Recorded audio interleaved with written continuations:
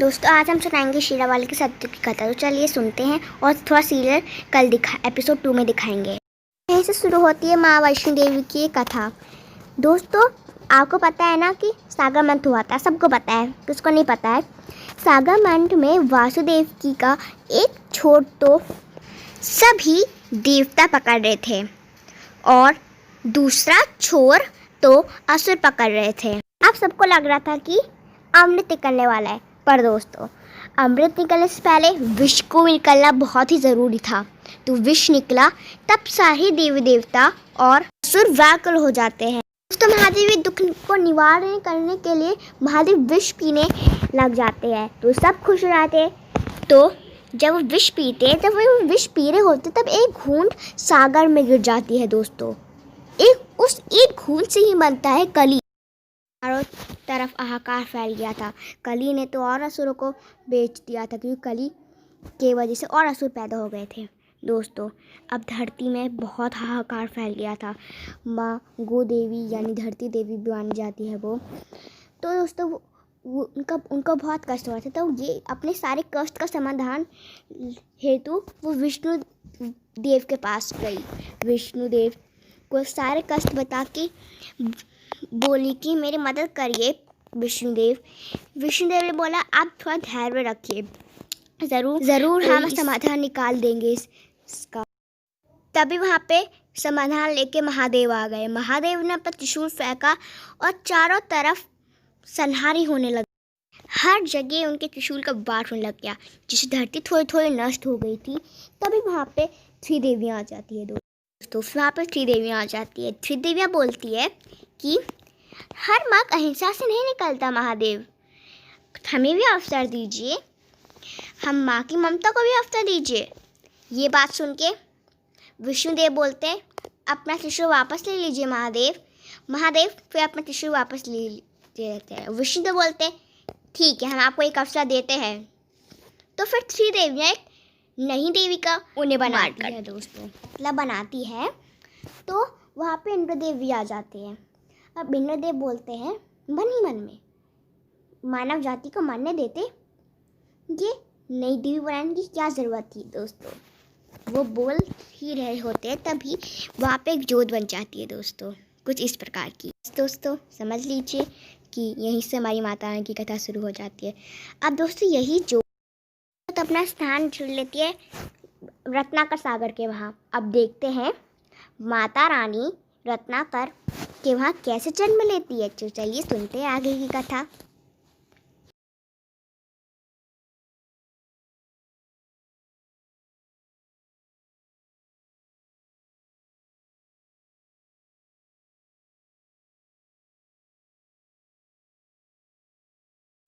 दोस्तों आपको पता है थ्री देवियों की अंश होती है शेरावाली। तो क्या हुआ था, एक बार जो लक्ष्मी माता होती है वह बूढ़ी औरत के भेष में रत्नाकर सागर के पास जाती है। रत्नाकर सागर उनके पिता होते हैं दोस्तों शेरावाली के। तो उनके पास जाके एक चीज़ देती है। दोस्तों वो एक कमल होता है और बोलती है कि जब ये कमल पूरा खिल जाएगा तो समझ लेना तुम्हारी पुत्री संतान हो जाएंगी। रत्नाकर सागर ने बोल दिया ठीक है। दोस्तों वो प्रतिदिन और हर समय उस कमल को ही देखते रहता था। तब एक दिन उसकी पत्नी समृद्धि यानी रत्नाकर सागर की पत्नी शेरावाली की माता, दोस्तों फिर जो समृद्धि था उनका नाम, तो समृद्धि बोली कि आप प्रतिदिन इस कमल को क्यों देखते रहते हैं। तो फिर रत्नाकर सागर बोला कि क्योंकि एक बूढ़ी सी औरत आई थी जिसने मुझे कमल दिया था, कहा था कि जब ये पूरा ही खिल जाएगा तब हमारी संतान होगी। ये बात सुन के उसने कहा क्या अच्छी बात है ना।